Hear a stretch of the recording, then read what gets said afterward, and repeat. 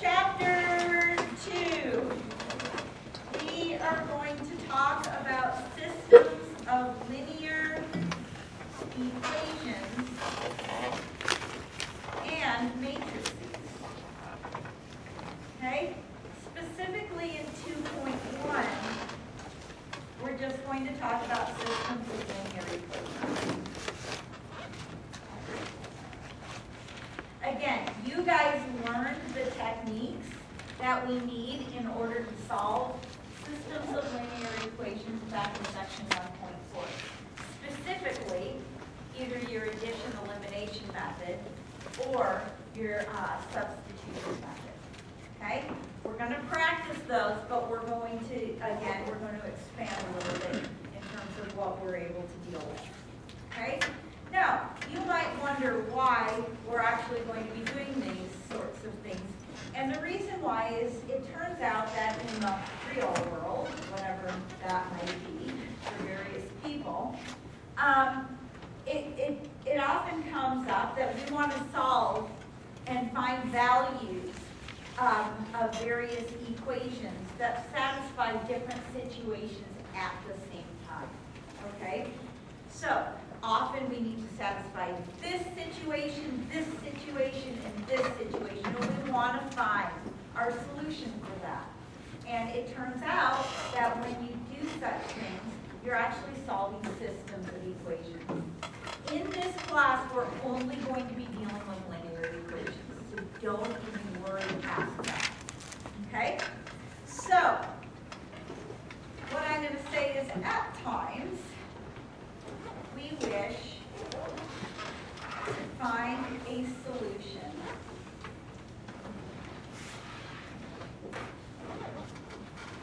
that satisfies more than one equation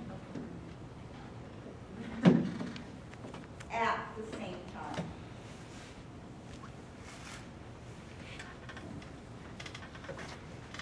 Okay?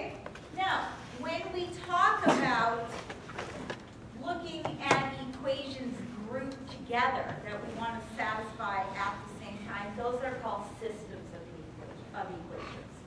So a very simple looking system is something like this. How about x plus y equals 5 and x minus y equals -1? If I consider these two guys together, that's called a system of equations. Okay? What we're going to talk about today is again, solving two equations and two unknowns, things that look like this. Okay, at the end of class today, we're actually going to do a word problem that involves 3 equations and 3 unknowns. You will have to hold your horses and wait till next week in order to know how to solve that. Okay? But I think you'll grant me that we know how to solve something like this, right? I mean, you could look at this and be like, oh, 4 plus 1 equals 5. And that certainly satisfies my top equation. But is 4 minus 1 equal to -1? No. Okay? But how do we solve this, you guys? Let's use our addition method. You guys already look at this, and can't you see that our y's are already additive inverses of each other? So if I add these guys together, they cancel off right from the get-go. Let's solve it. Add them up. What do you get? 2x, my y's cancel, equals what? 4. So is an x equal to 2? If x is equal to 2, 2 plus what gives me 5? 3. There's our solution. Okay? Now, most of them are not going to be that nice. All right? But one comment that I would like to make, which I made to you guys before, is the following. When we're looking at 2 equations and 2 unknowns, again, we're looking at lines. And one of 3 things can happen when we look at lines. Okay? Well, when we have 2 lines, either they can intersect at a point, and we have one unique solution. So, for example, these 2 lines, if you graph them, they intersect precisely at the ordered pair 2, 3. Okay? Another situation that I mentioned to you is that perhaps we have parallel lines. If we we have parallel lines, is there any ordered pair that satisfies both of these lines at the same time? No. In that case, we're going to have no solution. Your book uses the term inconsistent. Okay? And last but not least, something that I had mentioned to you before, is we could have the same one. Will you guys agree that there's going to be infinitely many solutions here? Right? Because there's infinitely many points on a line, and therefore, since it's the same line, you're going to have infinitely many solutions. Your book calls that dependent. I'm not as concerned about the terminology. So what I would like to do right now is practice some of these, okay? Some of this will be a repeat from what we did. Okay, enjoy it. That's a nice little Friday treat. But don't worry, we're going to grow from here. All right, so let's take this first example that I have here. Suppose I have this system. 2x minus 4y is negative 10, and 3x plus 2y equals 1.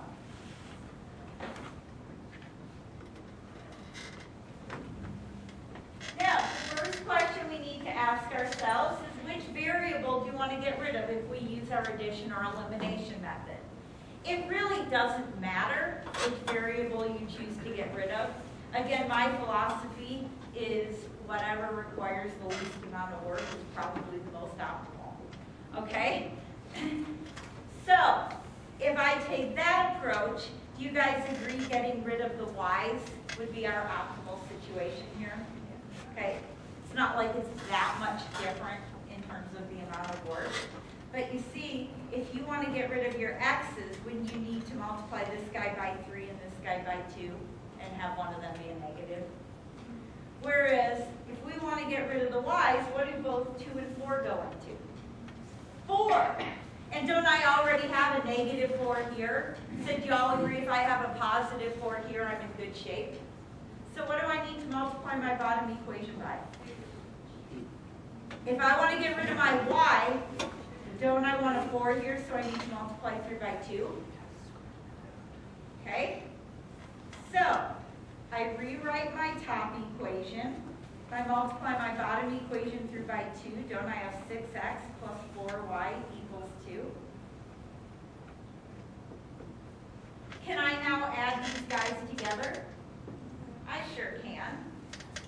So, 2x plus 6x is 8x. Negative 4y plus 4y, they are out of there. And what is negative 10 plus 2? Negative 8. So therefore, what is x equal to? Negative 1. Questions this far? All right. So what I then have to say is, all right, I got my x value. I need to find my corresponding y value. You can take that and plug it into your original functions, or if you want to plug it into the bigger version, you can. Okay? I'm going to take that x value. Do you want to plug it into 1 or 2? Top? All right, let's plug it into the top guy. Do you agree you have 2 times negative 1 minus 4y is negative 10? If you guys have a question, don't be shy. All right then. So, what do I then have? I have negative 2 minus 4y is negative 10. Wow, negatives abound here, don't they? Okay, if I want to solve for y, what should I do? Add 2 to both sides. So I get negative 4y is negative 8. So isn't y equal to 2? Now, you can check your answer if you want to. All you have to do is plug in negative 1, 2 into the top equation, and you should get equality, and plug it into the bottom equation, and you should also have equality. Any questions on this guy? Sweet. Let's do another one. What if I have 3 3x minus 4y equals 7, and 9x minus 12y equals 14. May I scoot this up?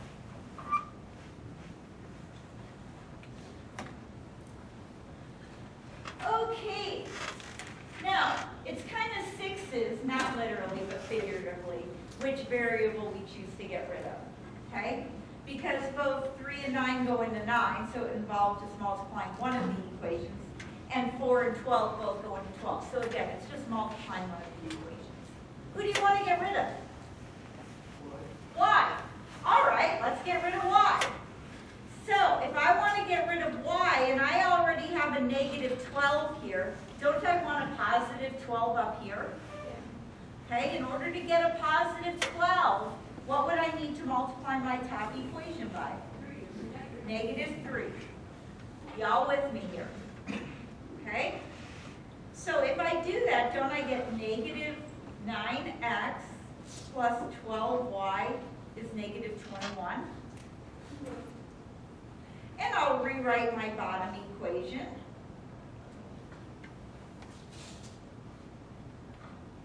Let's add them up. What is negative 9x and 9x? 0. Oh boy. What is 12y and negative 12y? Oh my gosh, we got a 0 here. Well, what's negative 21 plus 14? Negative 7. And you're like, no, right? Doesn't make any sense. Do you all agree that this is absolutely nonsensical? All right. So what I want to know is, when you get something that is completely nonsensical, what situation are we in? Well, what I want to show you guys is exactly what situations you're in. You won't have to do this step, but I don't want to just tell you what the answer is because I want you guys to see one. All right? No pun intended, get it? Or not? Okay.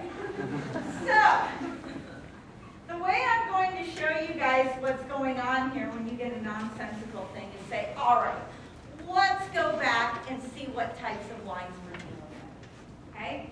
Now, my favorite way to look at the lines is to solve them for y. In other words, get y equals mx plus b. Because you see, if I have it in that form, I know my slope, I know my y-intercept, life is really great. Okay? So what I'm going to do is take each of my original equations of the lines and solve each of them for y. And then we'll see what happens. Are you psyched? Me too. All right. So do you agree if I want to get y all by its lonesome with my first equation, I first need to subtract 3x from both sides? Now again, you're not going to need to do this step, but I don't want to just tell you the answer without you guys seeing it yourselves. So, if I scoop my 3x over, don't I have negative 4y equals negative 3x plus 7? Okay, divide through by negative 4. So don't I have y is 3/4 x minus 7/4? So that's what my top line looks like. You with me there? All right, let's do the same thing with our second line. Again, if I want to get y alone, shouldn't I first scoop my 9x over? Absolutely. So if I do that, don't I have negative 12y is negative 9x plus 14? Okay, divide through by negative 12. And yes, we have 9/12 x minus 14/12. But you see, I can't deal looking at that. I have to reduce my fractions. Okay? So let's reduce our fractions and find out what this line really is. What goes into both 9 and 12? 3. How many times does 3 go into 9? 3. How many times does 3 go into 12? 4. Doesn't 2 go into both of these? All right. So really, the two lines that we're looking at are these equations. Tell me something about these lines now that we have it solved for y. What do they have in common? The slope. They have the same slope. Therefore, what kind of lines are these? Parallel lines. Therefore, is there really any solution here? No. So, the moral of the story is the following. When you get a nonsensical answer, you see no solution. They're parallel lines. Isn't that cute? Ish. You guys with me? Cool. I have a question. Yeah. So every time that you get like no solution or zero, does it automatically mean that it's parallel lines, or do you have to go through all that first? You do not have to go through this. What I will answer you is this. Every time you get something equal to something when they're not in reality equal, they're parallel lines. Okay? So, in the future, do you have to go through all this and show me this step? Absolutely not. But I didn't want to just say, hey, you guys, when you get a nonsensical answer, they're parallel lines. I wanted to show you that they are. You with me? Cool. All right, you ready for another example? Oh, I don't need to worry about that one.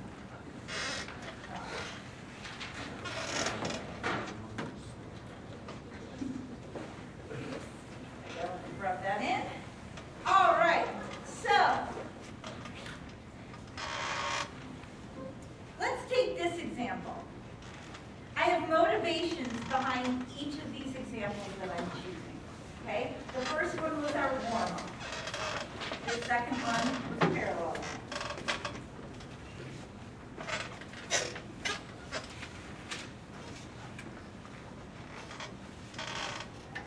All right, let's look at this system. Maybe you're all thinking, Lauren, I'd rather not look at that system. Okay? Right? Now, I don't mind fractions. A lot of people do mind fractions. So if you have to solve a system of equations and you've got fractions involved, the reason why I'm doing this example is I want to show you how you can get rid of them. Okay? Do you guys feel as though you'd rather not have fractions in each of these guys? I thought so. Okay? If you don't mind them, keep them and ignore me for a bit. So, do you guys agree that I could get rid of my fraction in my top equation if I multiply through by a 2? Okay? We know it's legal to multiply an equation by something as long as we multiply each term by it. What would I want to multiply my bottom equation by in order to get rid of my fraction? A 3. Good. Now, suppose you have more than one denominator in each of the equations. What you would do is you would find the common denominator and then multiply through by that guy. Okay? So, let's actually do this multiplication. What is 3 halves times 2? 3x, right? Watch this. 3 halves times 2 over 1. Yeah, it's 6 over 2, but that's 3. I always just reduce as fast as possible. So, I have 3x minus 4y equals 8. And do you guys agree my bottom equation would be 3x plus y equals 6? Are there any questions this far?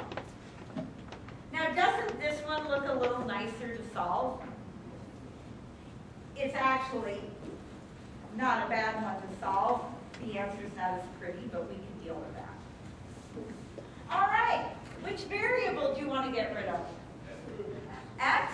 Okay, so technically speaking, if we want additive inverses, why don't we multiply our bottom equation by a -1? Okay, so I'll rewrite my top equation. I just want to show every step here.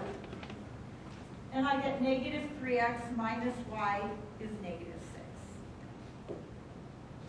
If you have a question, don't be shy.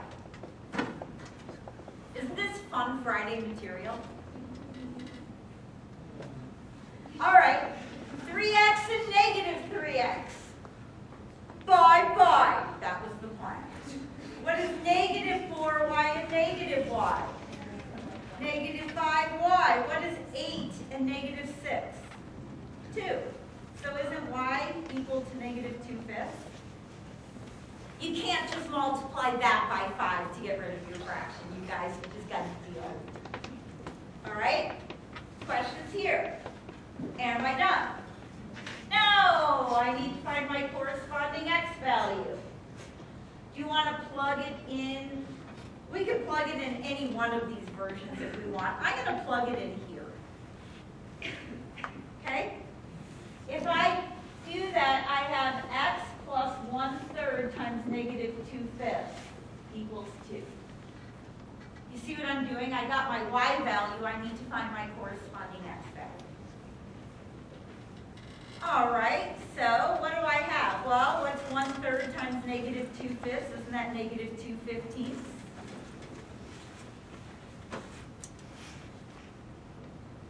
Can I solve this? Totally. How do you get XL by its lonesome? Don't you add 2/15 to both sides? So you get what? 2 and 2/15. In other words, 32/15.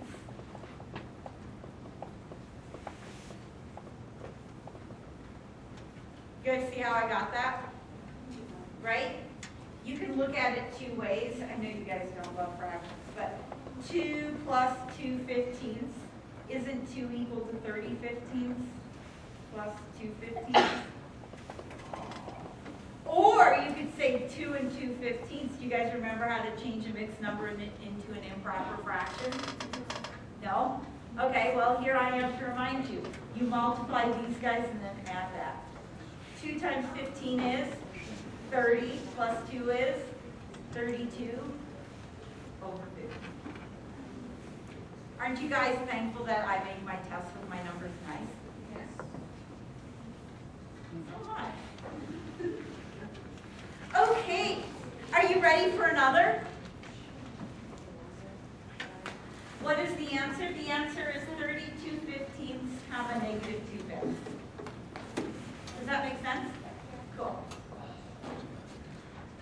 All right, let's do this guy.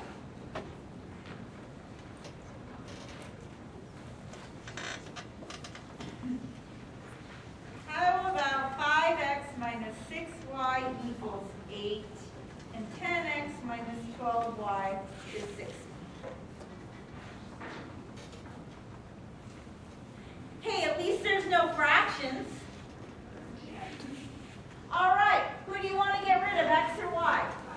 X. All right, x it is. Since I've got a positive 10 here, what do I want here? A negative 10. Therefore, what should I multiply through by? Negative 2. If I do that, don't I get negative 10x plus 12y is negative 16? And then I rewrite my bottom line. Yeah. You with me? All right, let's add them up. What is negative 10x plus 10x? 0. That was the point. We were trying to get rid of our x's. What's 12y and negative 12y? Oh my gosh, not again. But what is negative 16 and 16? 0. So you're all probably like, all right, tell me something new, right? Isn't this always true? It is always true. So, when you get a statement that's always true, we need to figure out what's going on. Yes, once I show you, you won't need to go through this portion, but I would like to show you so that you all see it. Okay? What do you guys think is happening? The same line. Yeah, okay? Let's take our top line. We have 5x minus 6y equals 8. Yeah? Y'all with me here? Cool. Okay. You know how it's legal to multiply an equation by something as long as you multiply each term by it? So let's multiply our bottom equation by 1/2. If I do that, what do you get? 5x minus 6y equals 8. Same darn line. So, When you get something that's always true, your answer is, you could say to be same line, you could say infinitely many solutions, or you could say dependent. Do you guys like that? Cool. So would that be the same like if you got like 7 or 7, or is it 1 for 0? It's going to be 0 here. With matrices, sometimes you get like 7 equals 7, but if it's always true, it's the same one. All right, so I would like to do one more problem right now. This will take us a little while. You see, word problems to me are the best. Okay? The reason why is because that's why we learn a lot of these techniques that we actually do here, is because we want to actually solve things. So, what I'm going to do right now is start showing you techniques in order to set up word problems that we're going to be dealing with. Okay? The ones in chapter 2 are very similar to the ones in chapter 3. The only difference you'll see between them is in chapter 2 we have equal signs, and in chapter 3 we're going to be dealing with inequalities. So less than, greater than or equal to, or less than. Okay? So what I'm going to do right now is write down an example of a word problem, and we're going to go through and we're going to set this guy up. Okay? It's going to be 3 equations and 3 unknowns, so unfortunately you're just going to have to deal with it and wait until next week to get the solution. I hope you all sleep between now and then. A whole weekend, I know, right? And especially because this one's all about lawn fertilizers, and I'm sure there's nothing more you'd rather think about all weekend than lawn fertilizers. Oh, it is. All right, so what I want to do right now is I'll write down all of the relevant information. I'm going to do one today, and then on Monday, first thing, I'm going to set up one more. Okay? The reason why I'm going to wait till Monday to set up one more is I want to let this one sit with you over the weekend. I'd like you guys to review it, and then hopefully the next one on Monday will be more clear. And if I wait until after the weekend, then I don't have to rely completely on your memories and do them all today. And then when I'm done setting up this word problem, I'll stop class and I will give a pop quiz today. So, ready? You guys like for a pop quiz? Yeah. All right. This one is 3.5 in your book, section 35 in your book, 2.1. It's about lawn fertilizers. I will read all of the relevant information to you guys. Okay? So, actually I'm going to write it over here because I'll need to keep this here. It says Lawn Co. produces 3 grades of commercial fertilizers.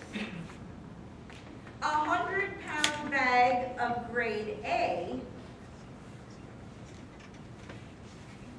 fertilizer contains 18 pounds of nitrogen. I'm going to abbreviate. 4 pounds of phosphate and 5 pounds of potassium. K is the chemical symbol for potassium. And then they also have a grade B fertilizer. These are all 100-pound bags. The 100 pounds doesn't play any role in this problem. And that contains 20 pounds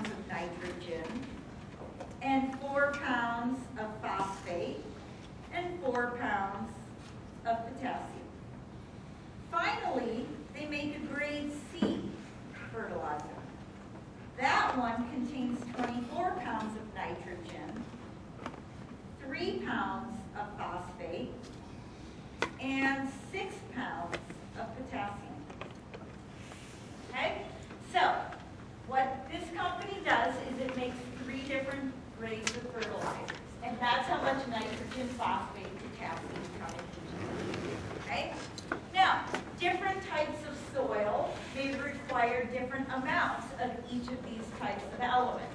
Do you agree? Okay, so what they say here is the following.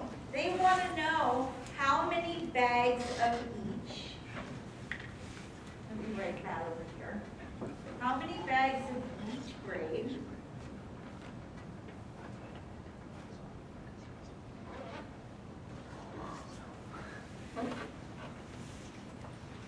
should be used if, okay, what's required? If someone needs exactly 26,400 pounds of nitrogen, 4,900 pounds of phosphate, and 6,200 pounds of potassium. So what we have is we have all of these different bags, and we want to know how many of each should we use so that we can come up with those amounts. Okay? You guys with me? Do you understand the question being asked? It is a monster of a question, I know. You know, on Monday my example is going to involve like scheduling things, okay? Because we're going to be talking about like if we want to make things, but there's only so many hours available in each company's department, how many items can we make, okay? These things come up a lot.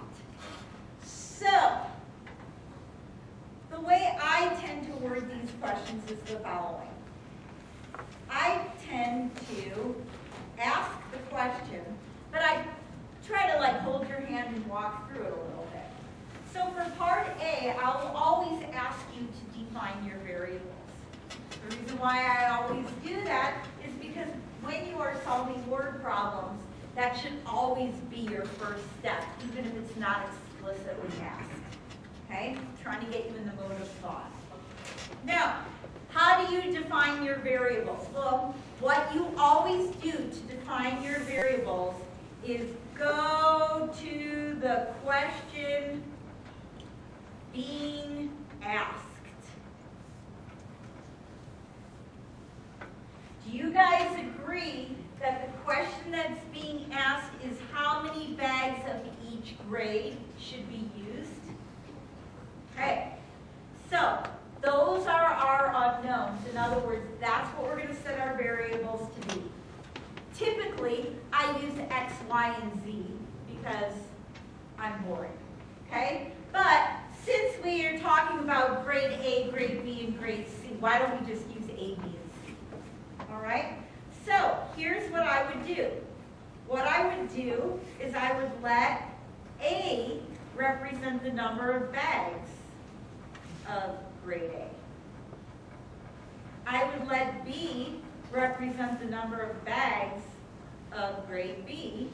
And lastly, I would let C represent the number of bags of grade C.